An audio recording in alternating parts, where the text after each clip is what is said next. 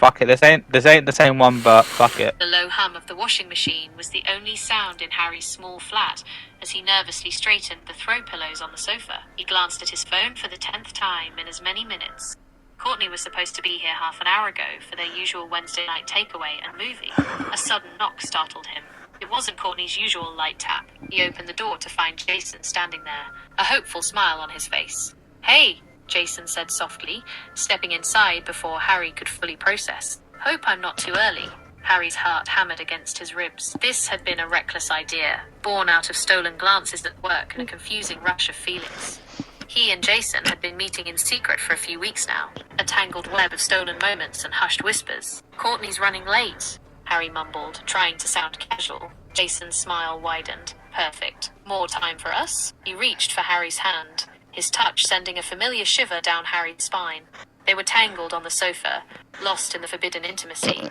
When the key turned in the lock, Harry froze, his blood running cold. "Harry, I brought the..." His mum, Margaret, stood in the doorway, a bright yellow takeaway bag clutched in her hand, her eyes widening in disbelief at the scene before her. The cheerful greeting died on her lips. The silence in the room was thick and heavy, broken only by Margaret's sharp intake of breath.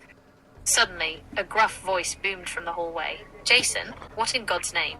"Mr. Davies," Jason's father, stood behind Margaret, his face a thundercloud. He'd apparently come to pick up Jason from what he thought was a late work meeting.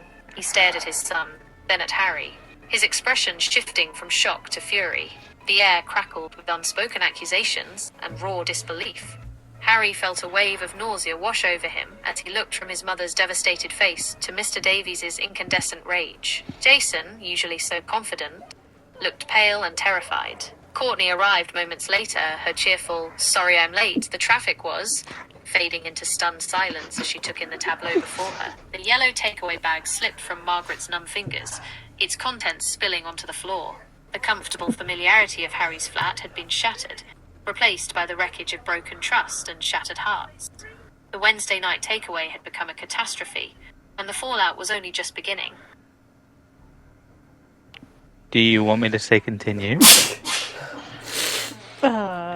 Continue with the story. Courtney's eyes, wide and brimming with tears, darted between Harry and Jason, then to Margaret and Mr.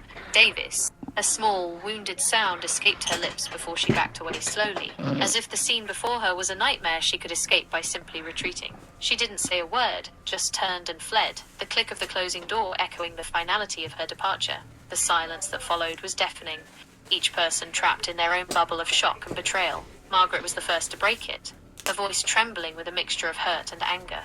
"Harry," she began, her gaze unwavering. "How could you?" The simple question hung in the air, heavy with years of love and expectation. Mr. Davies, his face still flushed with fury, turned his attention to his son. "Jason Michael Davies," he growled, his voice dangerously low. "I swear to you." He trailed off, seemingly unable to articulate the depth of his disappointment and rage. Jason finally found his voice, a weak whisper. "Dad, It's not what, Jason?" His father cut him off, his eyes blazing. "Not what it looks like, in his flat, with him." He gestured between the two young men, with a dismissive wave of his hand. Margaret stepped closer to Harry, her eyes searching his. "And Courtney? She's such a lovely girl, Harry. We all adored her." Her voice cracked on the last word. Harry felt a crushing weight of guilt pressing down on him. He opened his mouth to speak, to offer some pathetic excuse or explanation, but the words caught in his throat. What could he possibly say? How could he explain the inexplicable pull he felt towards Jason?